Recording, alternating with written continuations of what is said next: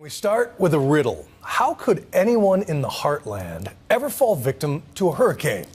One that blew ashore long ago and far away. Well, the answer is a flood car, totaled by saltwater but sold as clean to an unwitting buyer. Superstorm Sandy destroyed over 250,000 cars over a year ago, and now too many of them are washing up for sale with clean titles. How does it happen? Who's stopping it? Well, tonight we have a major update to our summer investigation. For this, Nightline on the lookout. When cars are in a flood for any length of time, a place like this is where most should probably come to die. But not all do. We learned this lesson firsthand, thanks to this good-looking pickup. We paid 20 grand for her in New Jersey just 2 months ago, but now we'd like to crush her in Texas.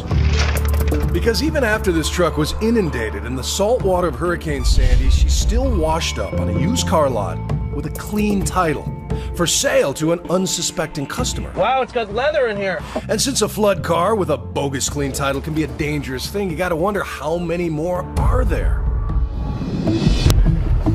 How you doing? That's the question I wanted to ask the good folks here at insurance company USAA. And we're here to see Rebecca Hirsch. Can I see your driver's license? Sure. We had hauled our evidence across country and up to the gates of their headquarters. You're gonna have to turn your camera off, okay? Hi, Rebecca. How are you? Yeah, I know, but sometimes I can be persuasive. You gotta see this tow truck we have to bring this truck down here to show you. It's got dragons on it. It's awesome. You'd love it. Come check it out and chat with me. But we never got past security, and it looked like a few defiant emails would be the end of our effort to talk to USAA. Are you kidding? A very small part to play in this story? How can you shirk that responsibility? But then came a pretty remarkable about face. Can I call you Kevin? Can I call you General? Take your pick, Bill. I answer to both. An about face led by the Army General turned USAA executive who invited us back. And this place is so much more impressive than I pictured it would be. Yeah. From the gate. I'm just curious. There was so much resistance to sit down and talk before. Why'd you decide to come talk to us today? Truth is, at this point, I'm all ready for journalistic combat with the General. But then he said the one thing I never expected. I think we would want to tell you thanks for shining the light on something that's troubling to all of us. Wow, great. But why is the good General falling on his sword? Well, it has a lot to do with exactly how this Ford ended up back on the highway. If I can walk away, giving you 20 for everything. Okay, you take it now? I want to take it now. And it all began on a dark, stormy night. When Superstorm Sandy hit the Northeast last fall, few were prepared for the misery she would bring. Nearly 300 people lost their lives, thousands more lost their homes, and then there were the cars. An estimated 250,000 of them submerged for days in corrosive salt water. The months following the storm, many were parked at this abandoned airport on Long Island. Just look at them all. And each one a potential highway hazard because saltwater flood cars are a special kind of wreck. Flood cars literally rot from the inside out. Days, weeks, or months down the road, parts are gonna fail. Which makes it a bit worrisome when you see runways full of flood cars, now vacant. Yep, that's the same airport, packed after Sandy but empty today. So the obvious question is, where did they all go? And the answer, like many things in life, has a lot to do with looks.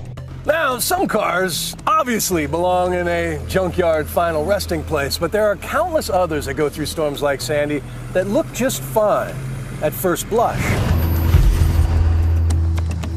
That's probably Atlantic Ocean. And as the folks at the used car tracking service Carfax showed us, they look even better after a 5-hour makeover. They estimate that over 100,000 Sandy-battered cars are back on the road tonight, not just around Jersey, but across America. We see the Mercedes on lot right there. Here's one in Omaha, and another in St. Louis. You know, it's kind of an old-fashioned notion that they traded it in locally, right?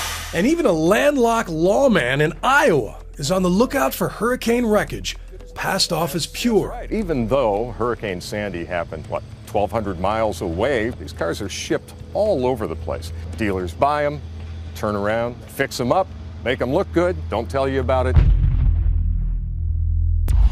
Our Ford F-350 truck is one of those vehicles. It was owned by a guy named Mike Kennedy. How are you, sir? Mike's kids loved the truck so much they named it Spirit. And we know that when Sandy hit, the Kennedys watched seawater swallow their Point Pleasant, New Jersey neighborhood, and with it, Spirit the truck. She was underwater for 2 days. Mike's a retired Navy man, so his insurance company is the military-focused USAA. They declared Spirit a total loss, sent Mike a check for $32,213.04. New Jersey authorities tell us that it is the insurer's responsibility to brand the vehicle title, forever marking it as a salvage vehicle and knocking serious money off its value. But somehow, Spirit made it through the auction and onto D&D's lot with a price tag of nearly $20,000. A lot of dough for what the experts say should be a pile of parts. So we decided to buy it with the help of our producer Aaron, 20 large in cash, and a few hidden cameras in her glasses and water bottle. Just to make things interesting, we send Spirit's former owner along for the ride.